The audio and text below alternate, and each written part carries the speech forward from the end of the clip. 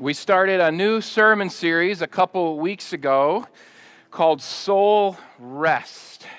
How many here need soul rest? Amen. We all do, because we live in a culture that breeds us not to have soul rest.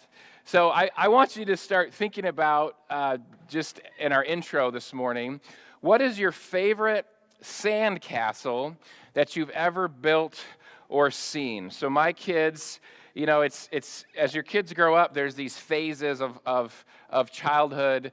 I have one child left in the sandcastle phase, and I'm hanging on as long as we can, right? But we always pack the sandcastle gear whenever we go to the beach, and I've seen some pretty cool sandcastles out there as well. This is one that I built. I built that on spring break last year, so it's a hobby of mine. I use this and a few other tools. I don't know if you've ever seen sandcastles like this. It's pretty amazing. Come on, really? Like, this guy's cheating. I don't know how that's a sandcastle, but it is somehow. You can find some crazy sandcastles on Google Images if you look for them. There's a lot of stuff that's not even really a castle. I mean, that's clearly a dragon, a sand dragon, but very cool. I mean, that's amazing. This is my favorite sandcastle of all that I have pictured. So those are my kids. Probably a couple of years ago, it looks like. Not really making a sandcastle, but just kind of playing with sandcastle toys and being very cute. What part of the beach do you need to build a sandcastle on? If I show you this picture, what part of that picture would you build your castle on? It's a trick question. You're right. None. You would not build your sandcastle on any part of this beach, because if you did, what's going to happen? Boom, the water's going to come and that castle's going to get destroyed, right? If you look at a beach, any beach, this clearly is some ocean somewhere, or, Lake Michigan would be the same. You have the water out here, and the deeper you go, the deeper it is, right? And then you have this area of kind of in between where the waves go in and out, and the sand there is darker. You could play in that sand, but it's going to get hit with a wave over and over and over again. You got to get up on the beach, right? You got to get up where that white sand is, up where the dry sand is. That's where you need to go to build the castle, because if you build it down where the waves are, it'll never, ever stand. And so I want to say something about soul rest. That soul rest is similar to that concept of where you have to build a sandcastle. We're doing a soul rest sermon series, but the irony is you cannot learn soul rest from a sermon.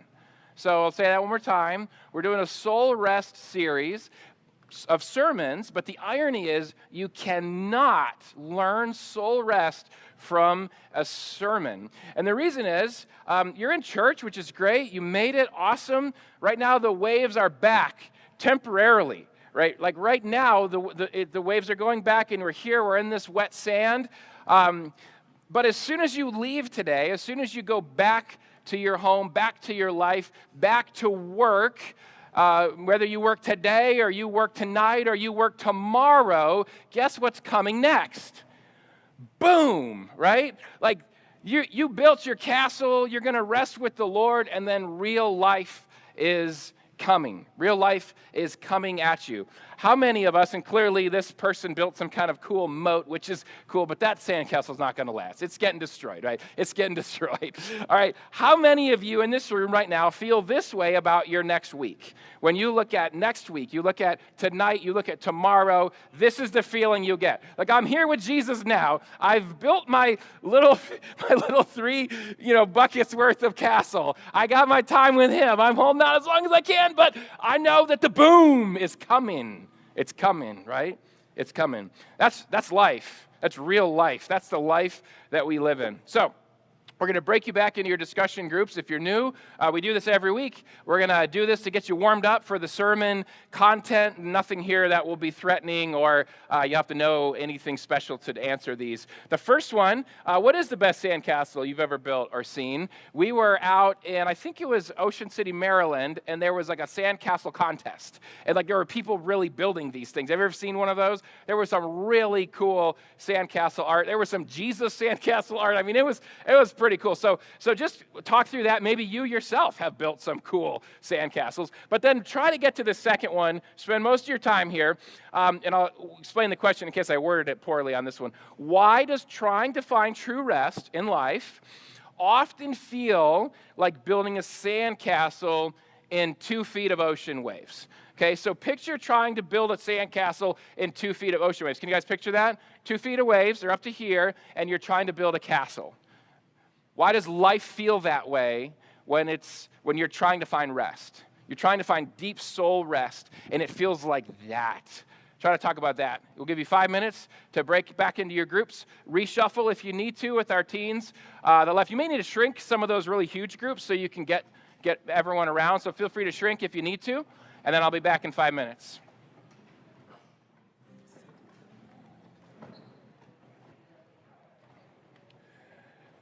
The 2 feet of ocean wave question. Why does it feel like trying to find true rest feels like building a sandcastle in 2 feet of ocean waves? There's Lake Michigan waves would be similar to this if that's your context. But ocean waves never stop. If you go to the beach, the waves keep coming and they keep coming and they keep coming. I feel that way in my life. I feel like, okay, this is a hard week. This is a hard thing I have coming up, but I can just get through this wave, then things will calm down. How many of you have said that before? Then things will calm down, and then what happens? Another wave comes, wha-bam, and it hits you. And clearly it's not the wave, it's the ocean. Like it's not you need to get through this wave. It's the ocean. It just keeps bringing the wave over and over. And waves can pound you, right? Like you have to actually be careful. There's times they'll put red flags up on the beach and they say, you can't go in the water right now because you could die. Like these waves can hit you, they can pull you under, and then they pull you out deeper than you ever intended to go, and you're trying to get your head above water. How many have felt that way? Just get my head above water, and you can't, and you finally do, and then another wave puts you under. If you look at this picture, you could never build a sandcastle in this picture. I mean, that's laughable, right? There's no possible way that you could do that. Well, life is similar to the ocean. Life never stops, right? And life can pound you, and life can pull you under, and life can pull you out deeper than you ever intended. In addition to this, we, all of us, live in a hectic world, in a hectic country, probably the most hectic country that has ever existed on the planet, that rewards achievement. So we reward the more things you can accomplish, the more things you can get done, the more money you can make, the more pies and cakes you can make for your loved ones, the more degrees you have next to your name, the better job you do at work, the happier your boss is with you, you get rewarded.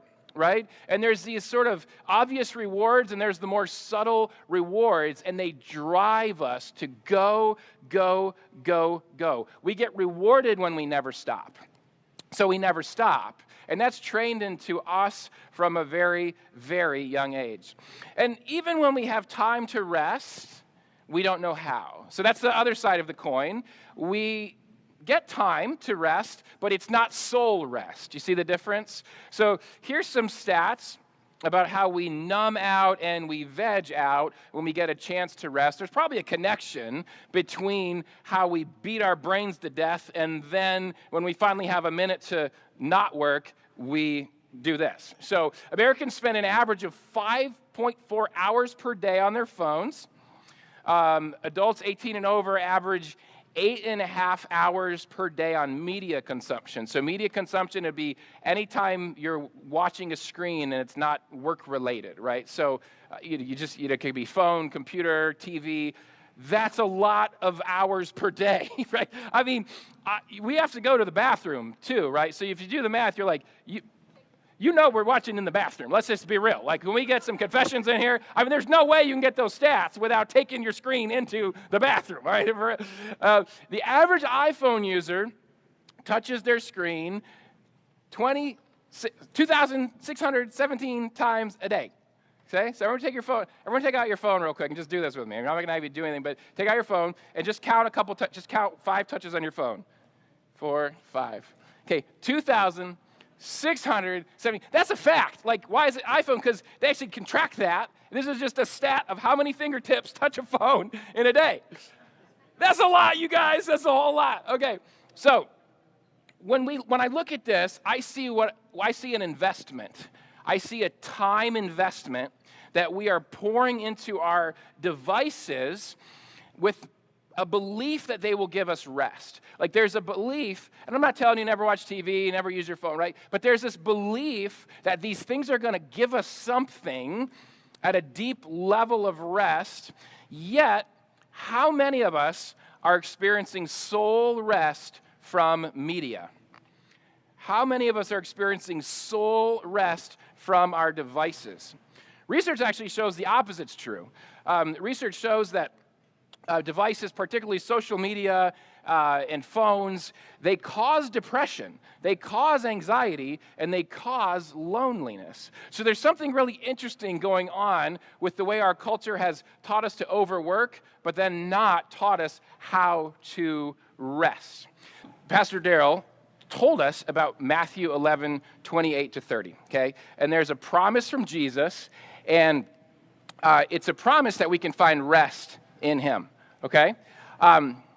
This is the verse that he gave us. Now, can anybody read that? Okay. You're not supposed to be able to read it. Yeah, you're not supposed to be able to read it.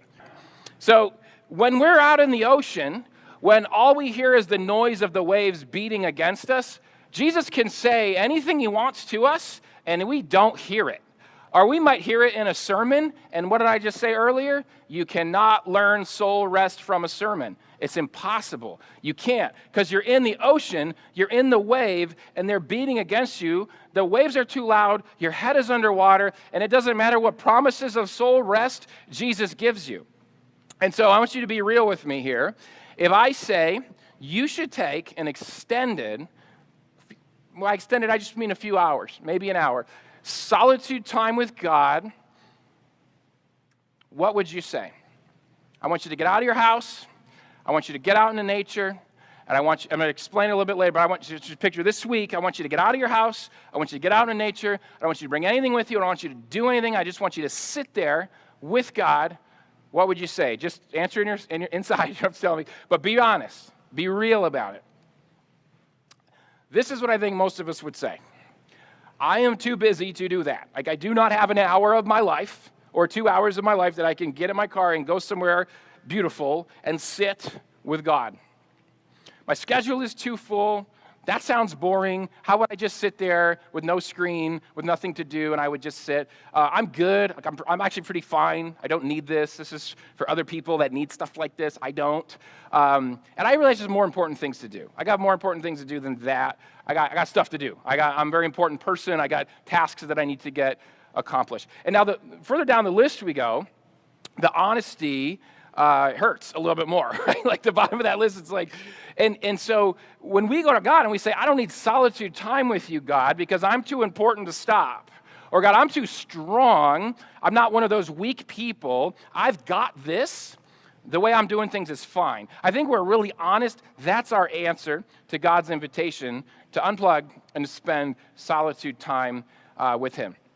So up on the screen here, I have 5 passages from the New Testament about Jesus, who is 100% God and 100% human, part of the triune God Trinity. And look at what Jesus did in his earthly ministry. I'm just going to read through them. This is Matthew 14:23. After Jesus had dismissed them, he just did huge miracles. This is after the feeding of the 5,000. He went up on a mountainside by himself to pray. went up on a mountainside by himself to pray. Later that night, he was there alone. Mark 1:35, very early in the morning, while it was still dark, Jesus got up. He left the house and went off to a solitary place where he prayed. But he did bring his iPhone with him because he had to check his notifications in case the disciples needed him. You know what I'm saying? So he did have his iPhone. If that's in the fine print, if you have a study Bible, it will tell you that. Mark 6:46. After leaving them, he went up on a mountainside to pray. Luke 6:12. One of those days, Jesus went out to a mountainside to pray and spent the night praying to God. John 6:15. Jesus, knowing that they intended to come and make him king by force, withdrew again to a mountain by himself. I'm not accusing you of anything. I know for me, my reason that I say to God of why I can't spend solitude time with him is because I'm too important to need solitude time with him. The stuff I'm doing is too important to stop and take solitude time with God. But Jesus needed it. So when I say I don't need it, Jesus needed it. You see, that's what, okay, we can just stop right there. Wait a second, okay, maybe I should humble myself a little bit here, right? It's sobering, right? It's sobering that Jesus needed solitude time, away from ministry, away from work, away from his disciples, away from his friends, away from the demands of life. Solitude, usually on a mountainside, somewhere out into nature. He got away and he spent time with God. So the year was 2015. I was in my first church plant. I would have been 8-9 years in. The weight of burnout was heavy on my shoulders. And the promise of Jesus that his yoke is easy and his burden is light, I vividly remember talking to, friends confidentially and saying, I don't believe that. That is not true. You guys ever been there before? He says his yoke is easy, his burden is light. It's not. My yoke is really heavy and hard. The burden is hard and the yoke, the burden is heavy and the yoke is hard. It's difficult. So, like I said, I was in my first church plant, and if you didn't know, as a church planter, your job is to save the world. And if you are an urban church planter, your job is to solve all of the injustices of our country. And if you don't, you're a failure. You didn't know that? You didn't know that that's my job, that that's what God expects of me? And that if I don't accomplish that, he's thinks I'm an utter failure? Okay, that's what you believe sometimes. That's what I believe sometimes when I approach ministry. It can feel like my work is so important. We're saving people's lives. I cannot stop this. There's always someone else to help. There's always something more that can be done. Do you see how bad it is out there? We need to rally the troops, and we need to go. It's too important to step away from. So I read this book in 2015. It's called Strengthening the Soul of Your Leadership by Ruth Haley Barton, a friend of mine who was also a pastor. I was telling all this stuff to him. And he gave me this book, and he said, you should read this, and let's talk about it. So I did. And this book was transformational for me because for the first time, it identified what was beneath my striving. So we all have different striving, right? And you may not be a pastor and relate exactly to mine, but we all have different things that we strive after. A lot of it has to do with people-pleasing. We want people to think that we are okay, people to be happy with us. We don't have boundaries around what's our limits. I have actually limits as a human. I'm not God. And that's what's great about Jesus is God. He still had limits, right? Jesus, as fully human, had limits. You have limits. I have limits. But I don't listen to those limits because somebody needs me, and I need them to validate my value. I can't have you think that I'm not amazing, so I have to do this thing for you, even though I'm exhausted and I'm on the brink of burnout. And I don't care for myself, and I'm learning I don't love myself the way Jesus loves me. Isn't that wild? Love others the way you love yourself. Well, you got to love yourself first.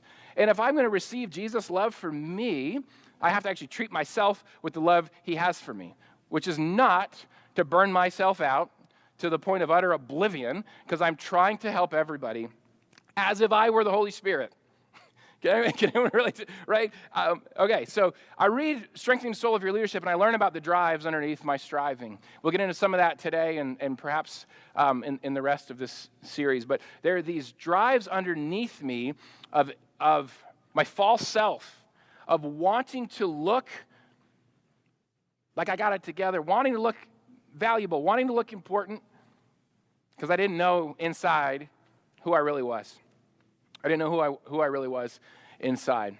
So what I did is reading that book led me to join Ruth Haley Barton's 2-year retreat cohort. So I'd drive to the Chicago area 4 times a year over a 2-year period. We did 9 retreats, and it was amazing. And this verse, for the first time, emerged from the waves as I was taught how to get up onto the beach to build sandcastles of soul rest with Jesus. And I began to experience that Jesus' yoke really was easy and his burden really was light. And it was beautiful. I could hear his voice, perhaps for the first time, and I experienced his rest. Those retreats kept me from quitting ministry. I learned that there's a different way. There's a different way to operate than what I had always known. But it's kind of like a sabbatical, which I'd also did in 2012, where if you don't change your work and ministry patterns, the sabbatical's great, and then you get back and you go, oh, everything's the same as when I left it, because you're back into the same hecticness. You're back into the same pace. You're back into the same unhealthy insecurities, the same unhealthy strivings of pleasing other people because we think we have to be good when we're already loved by God and we are very secure in that. And so this analogy of the sandcastles out in the ocean versus on the beach, that came to me while I was in these retreats. I'd go on the retreats and they were amazing. I would drive back home to Michigan. I was in Lansing. And I could feel this cloud. It was like a weight as I drove back home going, I don't want the stress again. I don't want the weight of the world on my shoulders again. And the sandcastle I built on the retreat, boom, got hit by the wave. I felt like there's no way I could experience what I did on the retreats in my real life. There's no way, because my real life was the ocean. And so it felt impossible to me. So there's another book by Ruth Haley Barton called Sacred Rhythms. I recommend both of these books. Sacred Rhythms goes through all of the rhythms, the spiritual practices that we learned on these retreats. We'd practice one each time, and for that sort of semester, we would have homework and we would do it.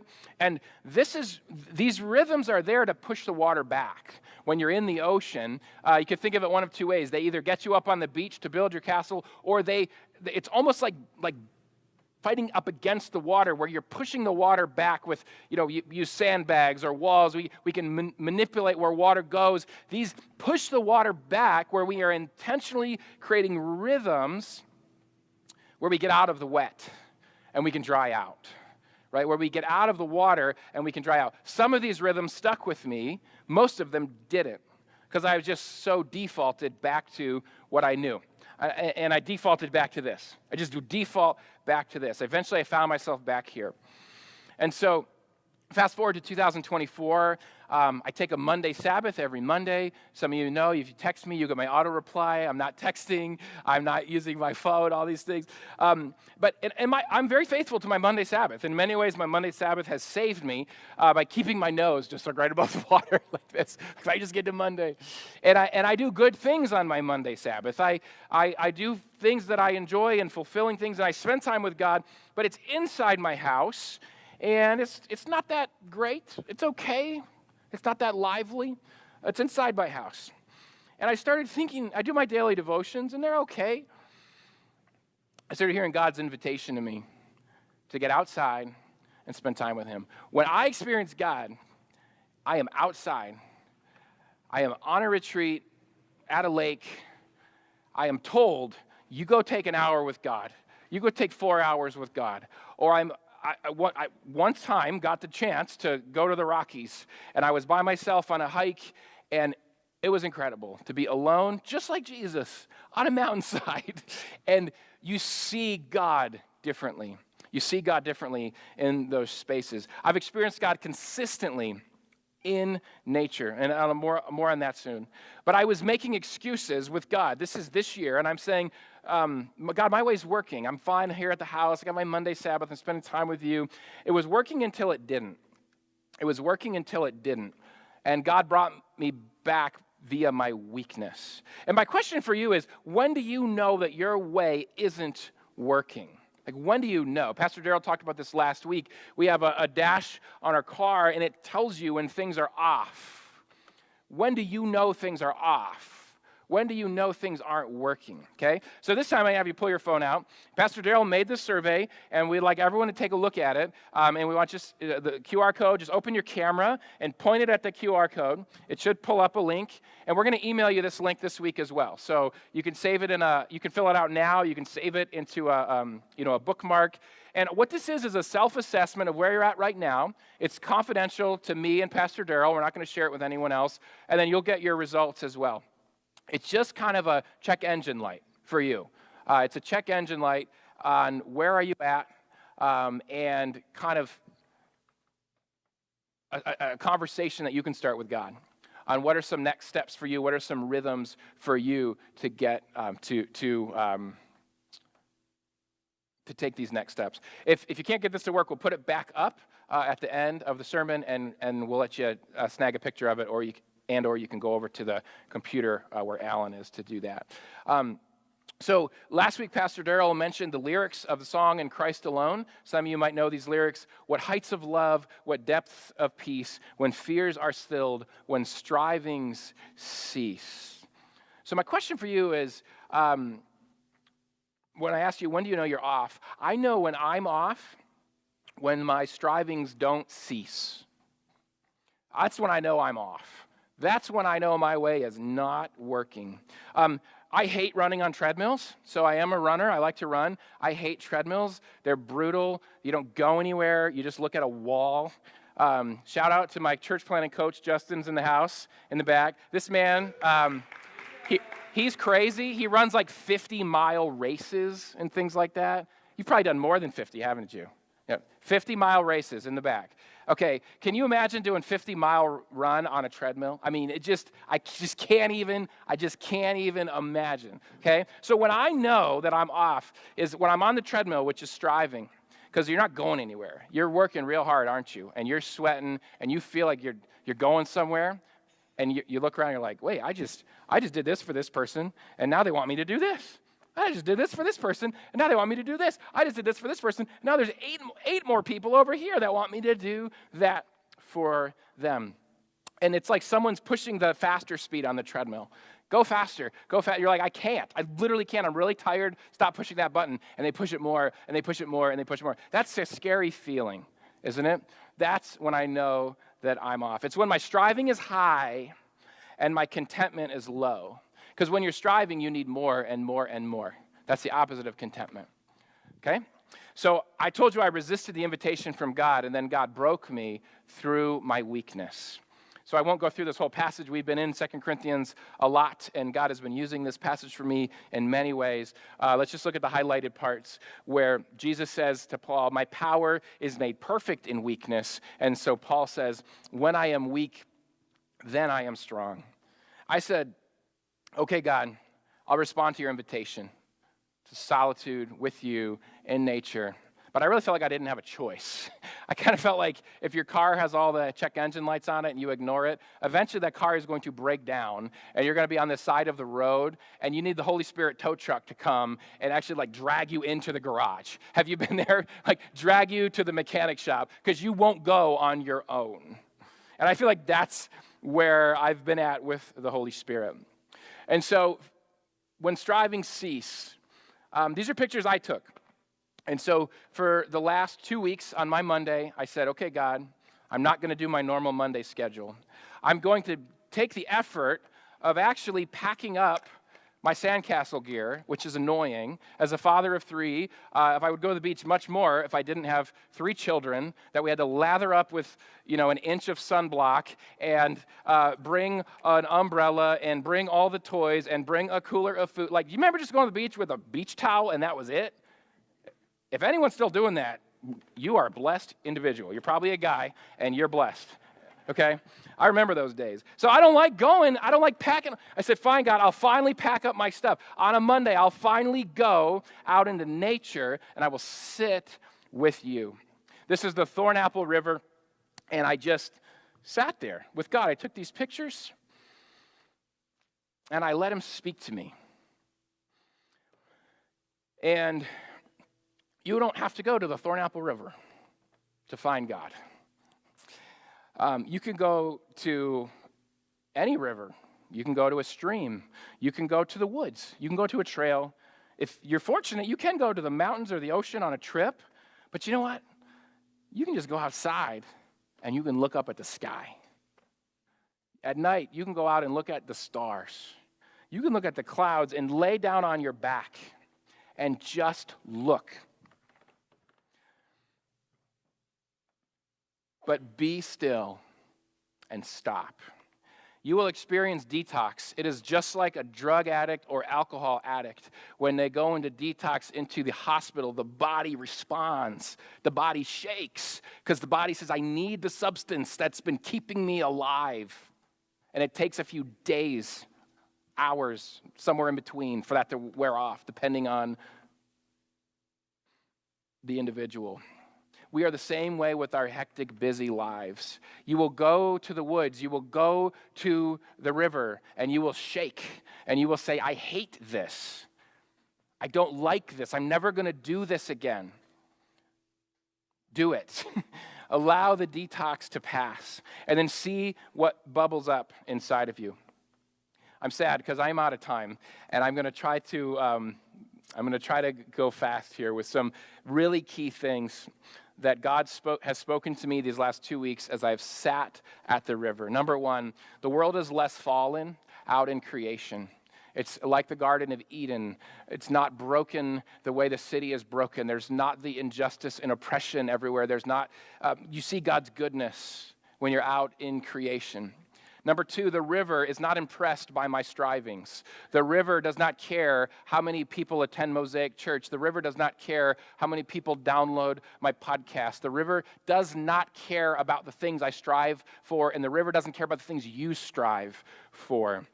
If you're in debt and it's stressing you and it's coming, people are coming after you. The river is not coming after you to make payments on your debts. It's not sending you mail. Nobody's knocking at your door at the river. They just don't matter there when it's just you and God and his creation. At the river is where God invited me to be broken, to be weak. He showed me that in my striving, I'm trying to get myself out of my brokenness. I don't want to be weak. I want to show the world that I'm strong. I'm not weak. Look what I can do. And it was here where strivings don't matter that I was able to come to terms with my powerlessness. I cannot save the world. Then I can get assistance from God. Then I could receive my identity as his beloved son, but get this, his broken, beloved son. That I am broken and weak and powerlessness. And it is in that state, when I'm away from my striving, that I can experience God's love just for who I am, without having to perform for him. And lastly, when you think of yourself more highly than you ought, you cannot be content. It's impossible. The greed of the treadmill is insatiable. It will never end. And it's at the river that as I just had no choice but to let go of the striving. It doesn't matter. Like, I'm broken. I cannot fix these things. To go, I'm pretty thankful for what I have. Like, I'm pretty thankful that I have the things I have as a broken person. Oh, I love the verse, be still and know that I am God. I can tell you this in a sermon, but you cannot learn this in a sermon. You can't learn it in a sermon. You have to get out and experience it. Again, I got to go fast here, but I can tell you about Walt Disney World. You try to talk to my wife if you want a positive report. You can talk to me if you want the other side of that. I could tell you about the big house. I could show you pictures, but you cannot experience Disney World or the big house from a sermon. You cannot experience them from pictures. What do you have to do? You have to go there. You have to experience them in real life. Be still and know that I'm God. That's where you can experience that. Not here in a sermon. You got to get out there and you have to do it. I can be still and know he's God because who else made the river? Who else made those little fish I can see? Who else made those leaves change color? I know he's God. And the good news is this is way cheaper than Disney World. Like, way cheaper than Disney World. And now I have a memory here. These pictures aren't just pictures. They're an embodied experience. And so here's my list. I'll close here. Take a picture of this if you'd like. This is my advice. I want to give you this as homework. I want to challenge you to do this. Do it as soon as you can. Do it this week. Go. Get outside.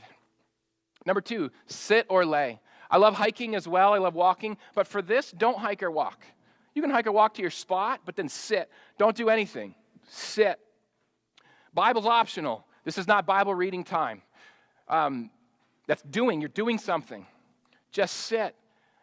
Encourage you to use the Psalms to maybe springboard. I like Psalm 23. I like Psalm 46. Springboard in to some reflective Psalms and then sit with them. Bring a journal. I like to use the voice recorder app on my phone.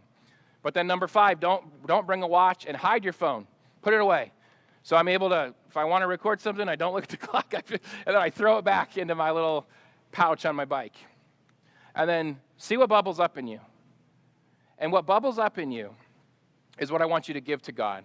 The detox, that's going to show you where your identity is off. It's going to show you where your striving is. Take that to God and let him speak to you. Let him speak to you. So we're going to keep at the Soul Rest series throughout this month, and we'll probably pick it back up again next week. But my prayer for you is that you will experience the love of God in an intentional way, that you will pack up the car, you will get out of your house, you will intentionally go and sit with him to be still, and to know that he is God.